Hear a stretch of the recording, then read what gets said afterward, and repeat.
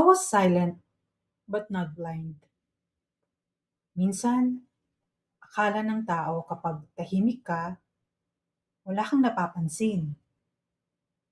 Pero hindi porket hindi ka nagsasalita, hindi ibig sabihin na hindi mo alam ang nangyayari. Tahimik ka kasi pinipili mo ang peace.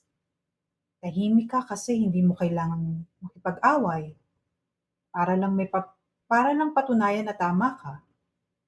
Pero sa loob-loob mo, kita mo lahat.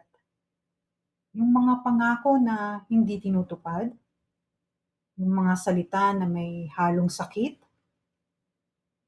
yung mga actions na hindi tugma sa sinasabi, hindi ka bulag. Marunong ka lang mag-observe. Marunong kang umintindi. At marunong kang mag-walk away kapag hindi na healthy. Kaya sa mga nagtataka kung bakit ka tahimik, simple lang. I was silent, but not blind.